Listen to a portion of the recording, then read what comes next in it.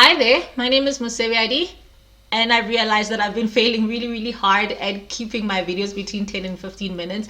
So that's because I've been talking a little bit slowly and I don't think I was comfortable in front of the camera. So today I'm going to try to keep this video between 10 and 15 minutes and also give you the same amount of information to try to convince you that you should probably watch this documentary. Now, what I'm going to discuss today is Elizabeth Holmes, her now defunct company Theranos, and a documentary called The Inventor, out for blood in Silicon Valley, streaming on Showmax. So I will get started.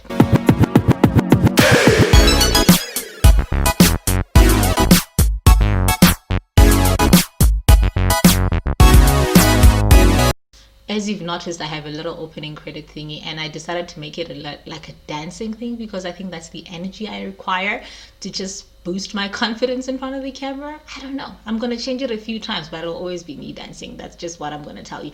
Anyway, on today's business.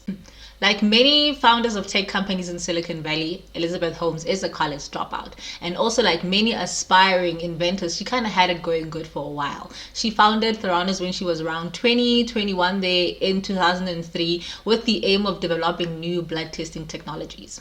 So one of the main goals of Theranos was to develop an instrument that can run over 100 chemistries and immunochemistries from one single finger prick.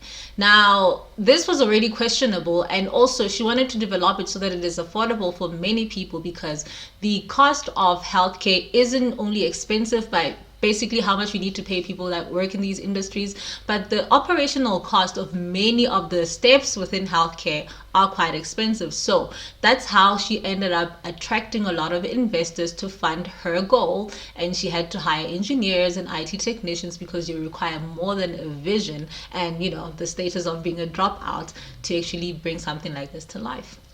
So she did manage to make a few of these type of instruments at the beginning, and they were issued to like Walgreens, which is like a Clicks or a Discam. That's the equivalent. It's where you would go for like an HIV test or like a pap smear. Yeah, so she ended up getting those available there, or she had consultation rooms there where blood can be drawn and sent to her laboratories. Now, she also made it possible for patients to have tests requested or tests done without the consultation of a healthcare practitioner, a doctor, physician, whatever you call it in your country. So you might think it is jackpot for hypochondriacs because people can request things as serious as cancer markers and cardiac enzymes, but it is really dangerous to have a service like this available. And I will explain why in the second part of this video.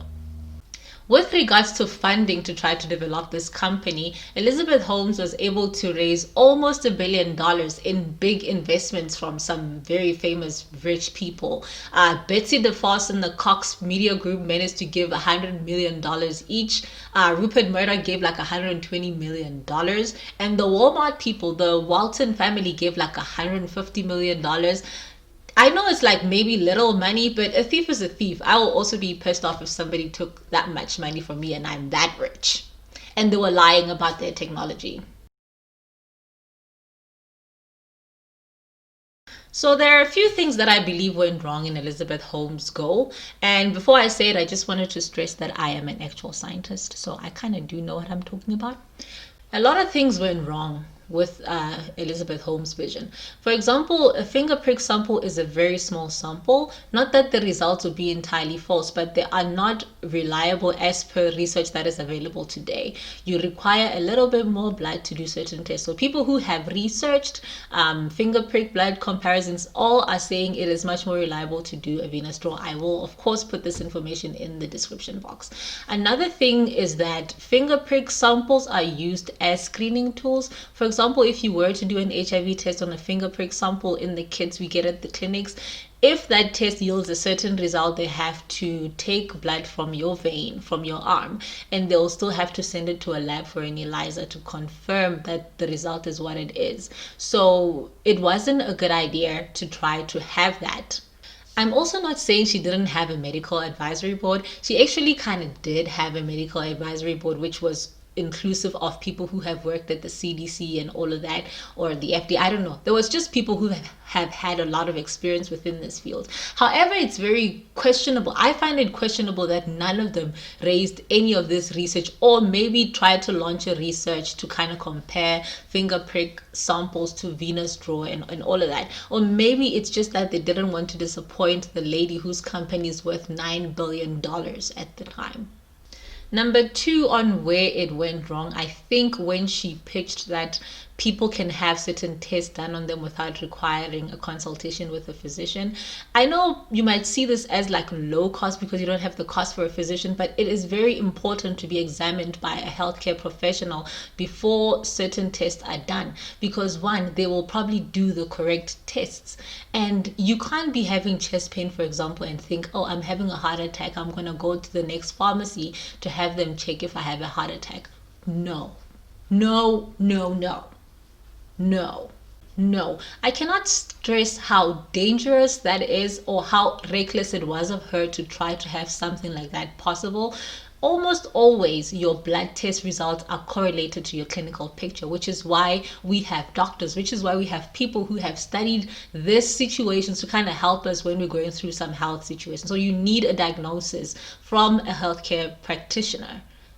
You get what I'm saying, right? It was really dangerous and reckless of her to have something like this available. But also, it was reckless because politicians are deciding a whole lot of things that they're not qualified to actually decide, which is, I'll get on to the next one because of this. Next. The problem with this is if you were to go there, for example, and then you find that the test is indicating of something that is wrong in your body, you are still going to go to a doctor, right? And when you go there, a doctor will probably launch their own investigation. You will still have to pay for any extra blood test that the doctor will probably request. You get what I'm saying, right? In South Africa, we do have places where you can go to ask for a test to be done on you without requiring a doctor's letter, like a pregnancy test or an HIV test or a pap smear. But regardless of whatever result you're going to get, you still require a healthcare professional to issue some form of treatment for that. You understand what I'm saying, right? It was not a good idea to have something like that available. I want to judge her technology so bad. However, I am judging it in comparison to the technology that is available today when it comes to blood testing technologies. She had a very small instrument that's less than a meter wide, and she had wanted so many components to be inside it and so many testing methods to be inside it. For example, she had an instrument that was being developed and she wanted it to have a centrifuge, a cytometer, a thermocycler, an isothermal detector, a spectrophotometer. Girl, that is a lot to have in a very tiny instrument, and you can even tell how ill-experienced she is in this field, that she was putting so much pressure on her employees to kind of develop this type of technology. This is probably one of the reasons why it couldn't work, because there was just too much happening in one. I'm still judging her, and I think I'm going to judge her for a little longer, especially in this video. For example, if you had these instruments available in the comfort of your own home, who is going to collect your samples? For example, a thermocycler. Why would you want a PCR to be done from the comfort of your own home? There's so many things that could go wrong there, and one of them is low quality samples. You have to have professionals collect a sample. You have to have professionals refer you to have a test done. You have to have professionals run your tests. It's just, unfortunately, that's just how it is, and it will be like this for the longest of time, because it is dangerous to have people diagnose themselves. Somebody has to issue treatment. So are we going to now say people can issue their own treatment based on their own diagnosis of themselves? It was really reckless of Elizabeth Holmes to do this, really. So the documentary does feature a few patients who had false results from Theranos and Walgreens, whose doctors had to reinvestigate and tell them, no ma'am, your cancer is not back, which is probably one of the charges I hope she has for giving grief to people, saying probably their cancer is back. It was dangerous what she did. I'm also still shocked that she can bank on the fact that a lot of people find it painful to have a needle in their arm and still opt to have a needle in their finger. I think if you have a little phobia for needles, a needle going into your finger, it's kind of as scary as a needle going into your arm. And I think you also want good health care. and you probably want to listen to a lot of experts who would like to give you that good healthcare. I have a lot of concerns, especially on the part of giving false results, because that is dangerous in all the ways possible. If you give a false result and you say a person who is sick is not sick, you are delaying treatment a physician can give to this patient.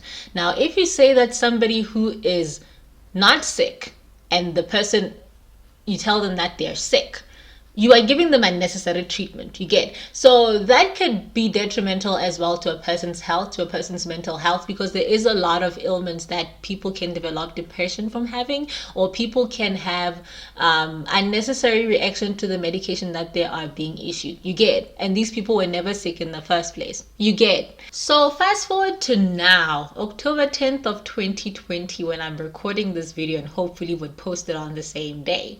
Elizabeth has a few charges over her head in a big court case. Of course, she pled not guilty, but she has 9 charges of wire fraud and 2 charges of conspiracy to commit wire fraud.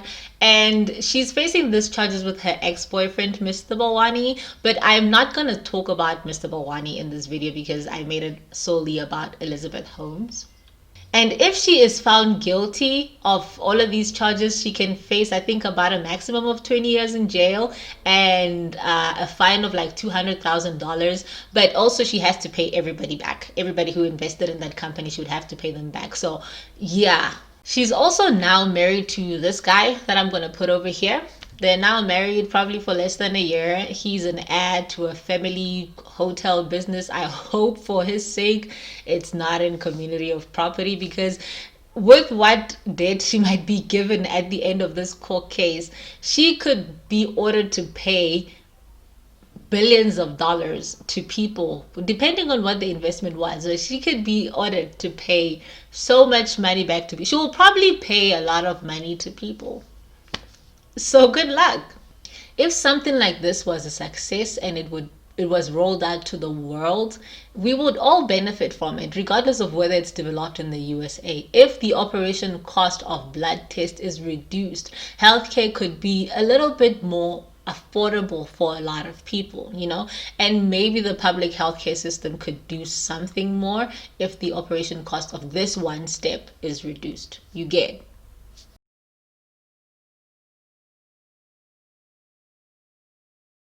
Also, we kind of owe journalists a lot, especially those that came up with this story about how the technology was questionable.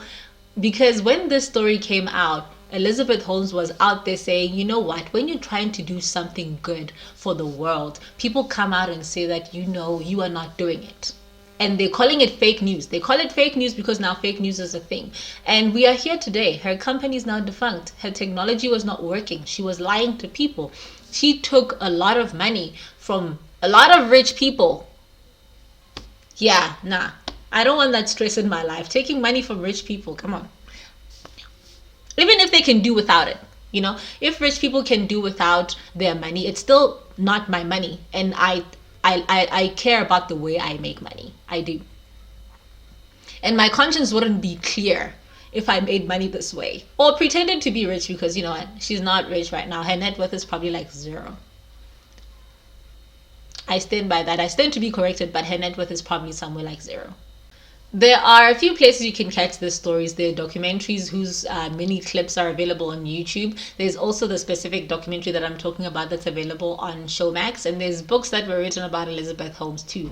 All of this I'll link in the description box. For the most part, I hope I did this with between 10 to 15 minutes. And if I didn't, I apologize. You can judge me. I clearly cannot keep time. For more unsolicited advice, do take care of your health, your mental health, your financial health. Don't be a bad business person, guys. Don't take money from people. Imagine a debt of almost $1 billion. That's not good, right?